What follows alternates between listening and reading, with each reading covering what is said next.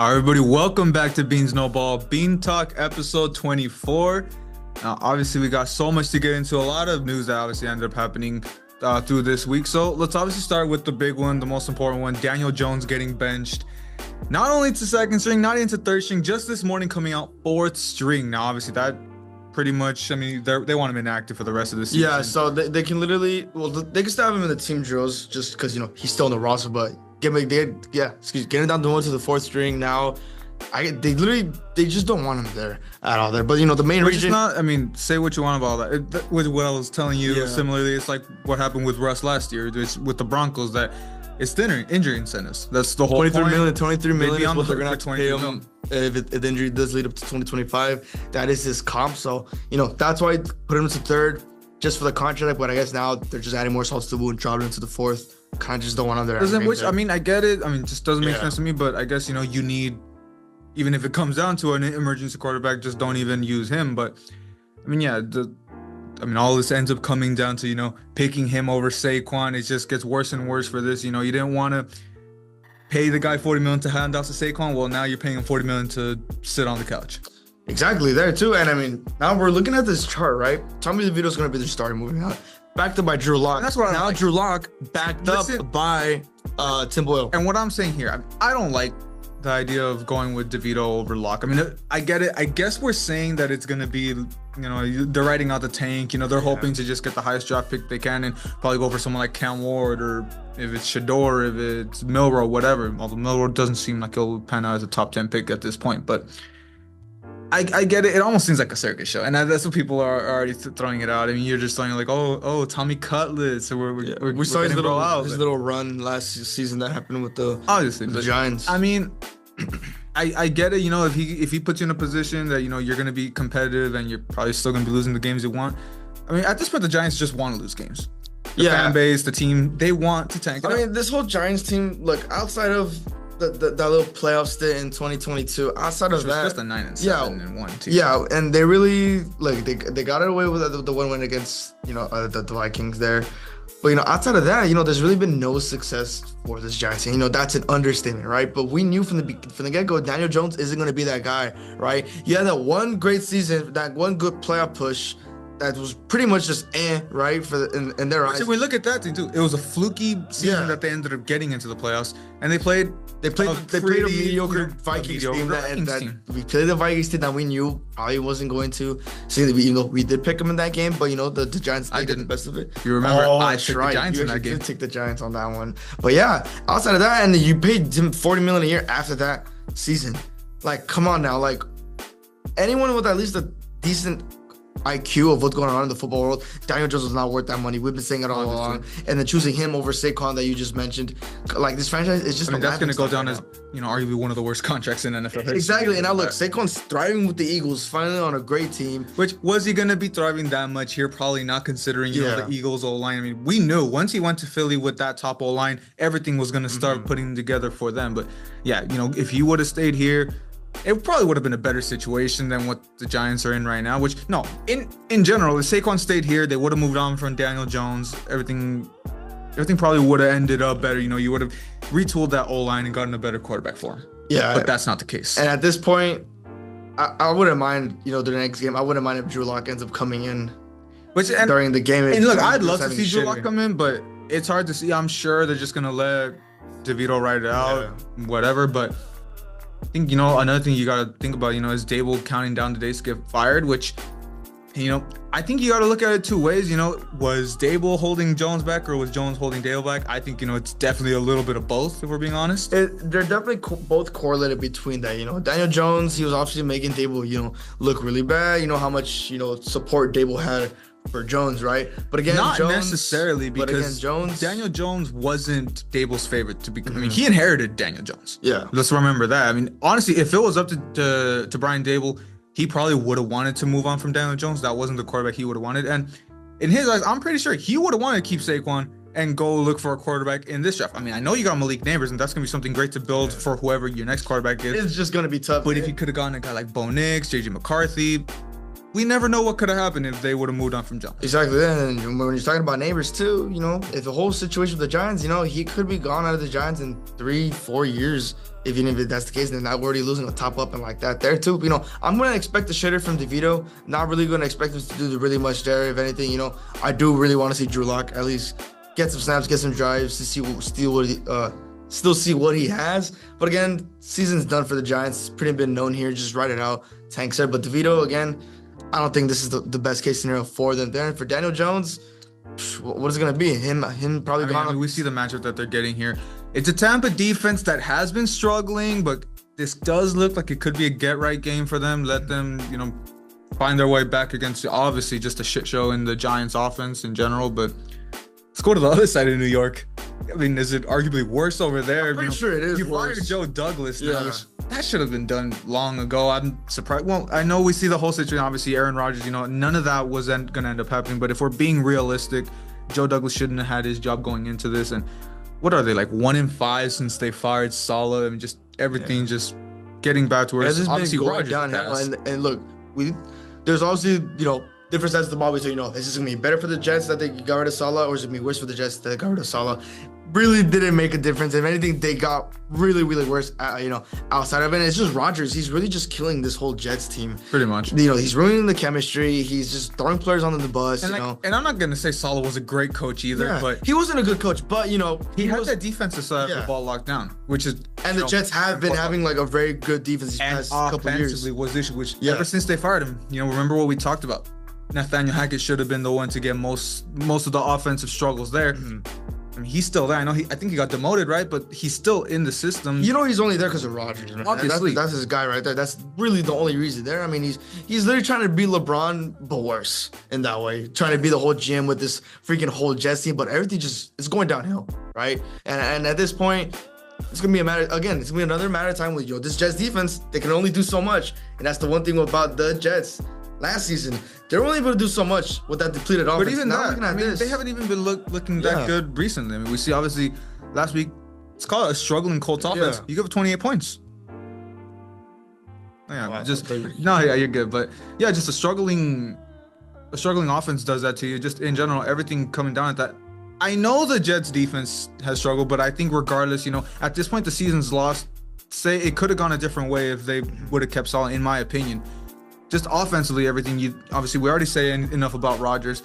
Even Garrett Wilson struggling out. The acquisition of Devontae didn't do nothing for them. So it's literally here and there between them two. It's literally like inconsistent. He can have one good game, then you have another shit game, another good game there, and bad game there too. And like we expected the Jets to not do well. I gave them the benefit of the doubt for the 8-9 or 9-8. You gave him 9-8. I gave him the benefit of the doubt. I gave him 7-10, and even that looks generous. We gave him the benefit of the doubt there, and this just looks even worse for this whole Jets team once again. Look, did we call it once again for the season? You know, Aaron Rodgers wasn't going to make a difference with the Jets team? Yes, right? It's just the record. It's just really, really, really. We had him on the outside looking in for the playoffs. Right up in the playoff picture. I gave him, you know, the benefit of just, you know, being there once again there. But, you know, Rodgers, he's just killing this whole Jets team, man. And I think, you know, even with Joe Douglas gone, that's honestly a good bright spot with how everything's going with this whole Jets team. There's got to be a lot of fixes to do, both sides of the ball. Absolutely. And guess, you know, something else, you know, Devin's watching this 49ers, man. I mean, obviously, I know I kind of got into it pretty decently, but, you know, a 5-5 record, 1-3 in the division.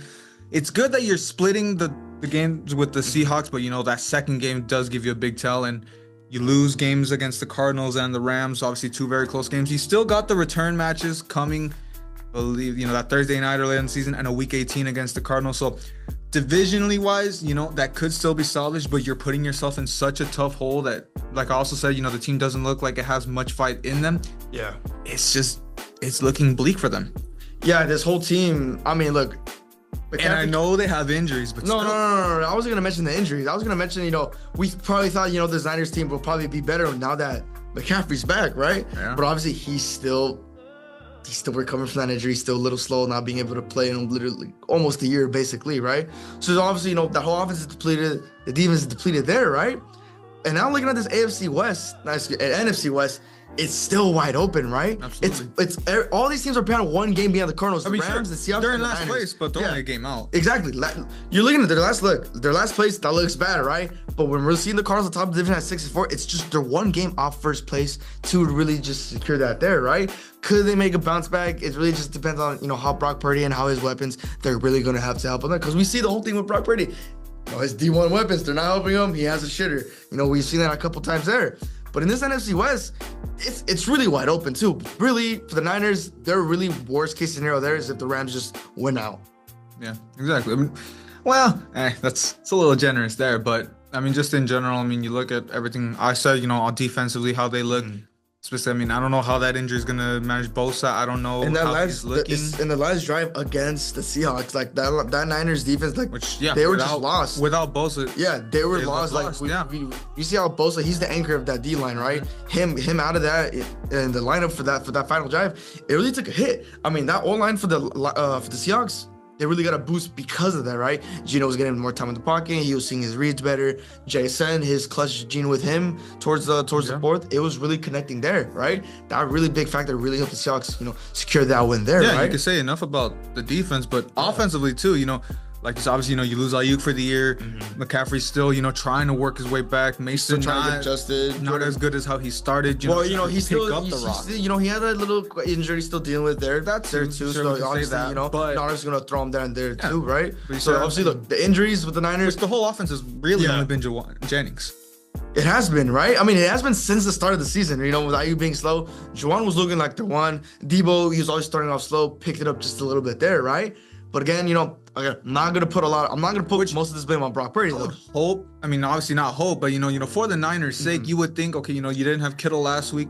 He comes back in, he's also dealing with an injury. So is he gonna, still be rested? Yeah, I mean, I think it was questionable for the Seahawks game. They thought at last minute that he played, right? No, he didn't. Oh, he didn't. That's right. He didn't play. He was out. Yeah. That's why I'm thinking, if he comes into this game, as coming into these next couple games, will he be working his way back? And is that going to give this offense another jolt? But just everything just been looking stale with the 49ers pretty much all season. Yeah, and this is one of the very big surprises there. I thought Ayuk, I thought this was going to be one of the scenarios where, that contract of the big player signing that contract wasn't going to affect Ayuk just because, how underrated he was on the whole Niner team. But we see how that...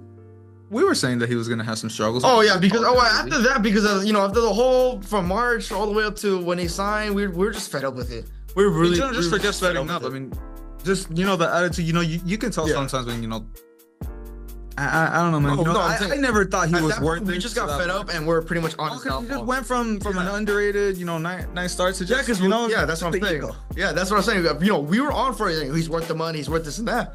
But after that... He was never worth that money, though. Huh? We were never saying he was worth the money. He was... I mean, he deserve to get an extension. Borderline 27. Borderline 27. I was saying 24. I said it was borderline 27. I was saying roughly 24, but look, he was worth, getting an extension, getting a nice big contract, but never to get that top money. But nonetheless, I'm still gonna put the side, the injuries. It's still a really big, factor into why this Niners team is so depleted there. But other than that, there too in this NFC West, they still got a chance by all means. Just one game behind. Despite going into very tough matchup against the Packers and going into this week, I see very good defense. Offense, hasn't been all that great. Depends on Jordan Love. It does depend on how Jordan Love plays. And but, he's been doing a little slow, but he's been able to pick it up just for the right amount there. But that games are going to really determine not just for the Niners, but even for the Packers. I think you look at it, 6-5, 5-6. That's gonna tell us a lot about how they end up going to the end of the season. Because depends on those two divisional games that they got coming up. But if you go, those are two games that.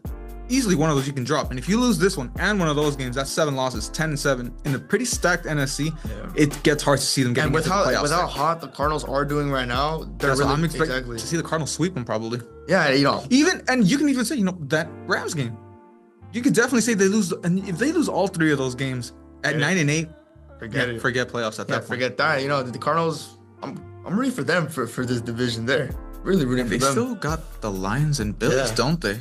Look at all the games that they got playing. I mean, if we pull up the Niners schedule in general, You pull it, yeah. they got a tough schedule coming. Yeah, I'm looking at the Cardinals right now, right? They got the Seahawks, they got the Vikes, Packers, again, Bills, Patriots, Panthers, Rams, Dolphins who are coming back up. Yeah. Holy shit, they got a tough schedule, man. the Niners. I mean, the Bears is the only Yeah.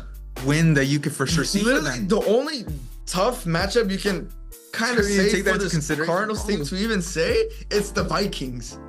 It's the Vikings for the Cardinals. They still have the two matchups against the Seahawks, right? In between the Vikings game. Then you got the Pats, the Panthers, then you got the Rams and Niners to close it off with the divisional games. This could easily be the Cardinals division, right? But the Rams, and I was joking with you saying, They another already played the Vikings. What were you saying?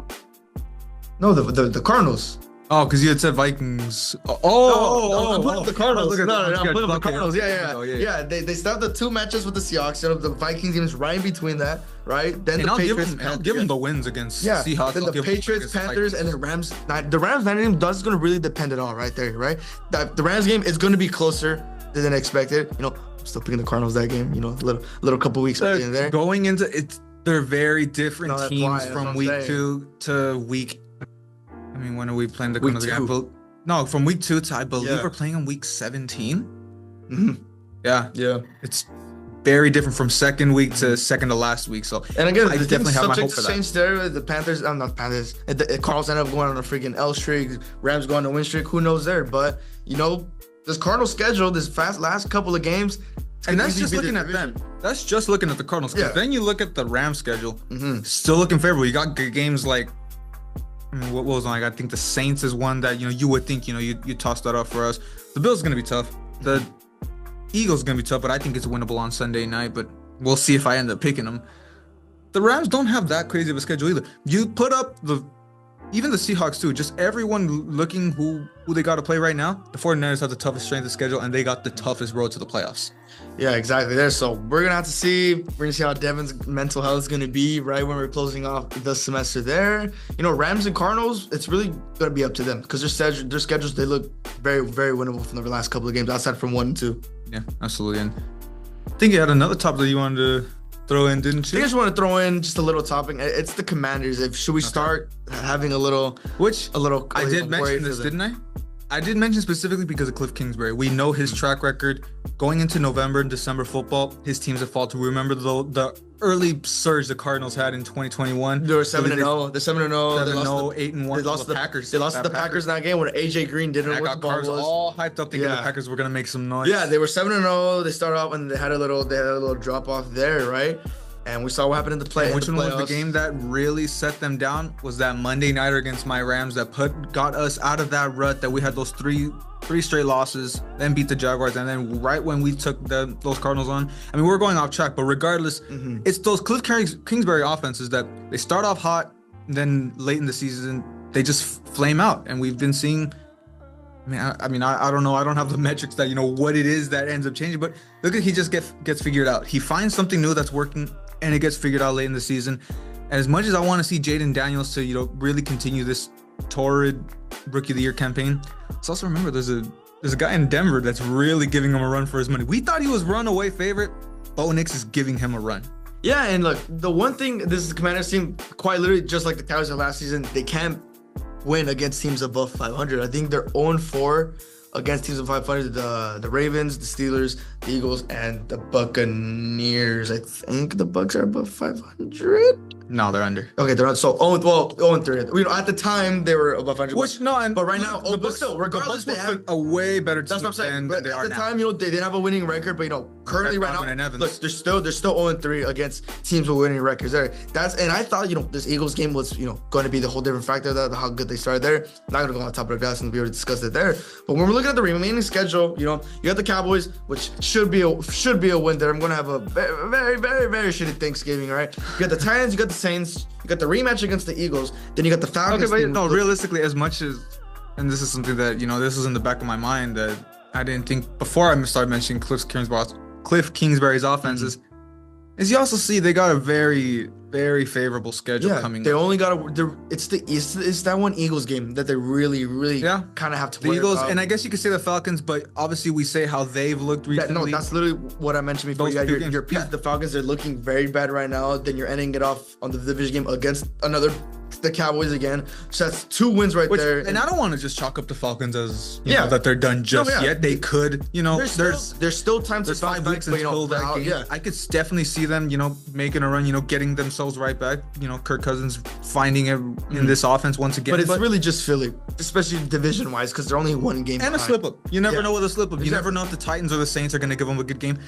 Let's just at least the only ones for sure that we can give. Let's just give those 2 wins for against the Cowboys. Those we can already just chalk those up. But I don't know, man. I mean, just specifically, I would say the Saints, Eagles, and Falcons games. I think depending on how they go there, if they go 2-1, 3-0 in those games, that'll tell us a lot. The Saints, I'm eyeing it right now. I know that one's gonna be like a trap game, a very sticky game for Derek Carr and the Saints team. You could try to say the Titans can be a trap game, but realistically, that offense just has nothing going for them. They'll have 1 splash play, and the rest of the game they're done. The only reason I will say why this game could be close is because Jaden Daniels, again, he does struggle against a pretty decent defenses, and that's what the Titans have. But again, they're going to capitalize off the offensive struggles. But it's mediocre good for the Titans defense, and I'm saying a decent Commanders defense to go against the teams that literally, against the Chargers, all they had was 1 Ridley touchdown and nothing.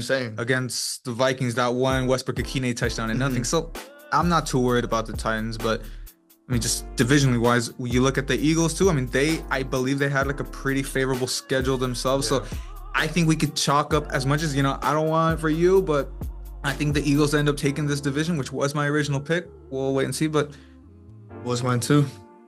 It was our picks that we did expect there, but we're gonna be the tie with the Commanders. Ravens and Steelers are their only tough games if we're really looking at it. And that's what this Commanders team. You just gotta hope Cliff Kingsbury, he actually gets going in the offensive playbook. Yeah. Does well against with this Eagles. Have another bounce back game there. Hopefully Jaden Daniels, he picks up from his mistakes from losing to teams above 500, because that's the one thing that's really gonna screw him up in the playoffs, right? And God forbid they have a horrible slip up, which, again, looking at the schedule, it's not going to happen there. But there we just got to do that. And then Terry, we saw what Quinion Mitchell did. We just got to hope, Trent McDuffie doesn't go freaking, not Trent McDuffie, L'Jarius Sneed. He doesn't end up going generational. L'Jarius Sneed has been having a rough season, but then we look at... Let's see if he has the bounce back. We look at that, same thing, in that return game against them, see if that Falcons defense can get to him. Then any of the Cowboys corners can get to him. Diggs has been owning him for the past couple of seasons. That's the one defining factor that if there's gonna maybe not to win the game, but if that's gonna slow down Terry. You know what? You could take some unders on Terry against the Cowboys. Exactly. But what happens with me when I take unders, they somehow go over for the most part, which we will get into the parlay now that we're gonna move into the Thursday nighter. Absolutely. And before you probably would have thought this would have been a nice game looking into it, but Steelers up here, the Browns, you got a 10. You got the Steelers, you got the pile of Dookie right here. You got, and then you got the Browns. And then they call the Browns for a reason. And then you got the Jets. At least there's something there for the Browns. That's the Cowboys somewhere down there, but they're like way down there, man. Yeah, you gotta keep digging. You look at this game, obviously 8-2 against 2-8. Call it right now. We're both taking the Steelers, right? Yeah. Obviously, but I think the things you look at. I mean, I think the only things you can really look at is see what our parlay thoughts are gonna be, which we'll get into that in just a bit. But a struggling Steelers offense from last week, you definitely think it's a get right game for them here. I mean, look, we knew the game was gonna be close between the Ravens and the Steelers. There, it was a big game from us this time, right? It was a really big game for this defense, and Chris Boswell, the ball had to go, right? That's the big factor in this game. There, coming into this struggling Browns team, would it be nice to get another, satisfactory win for J-Bo? Yes, right?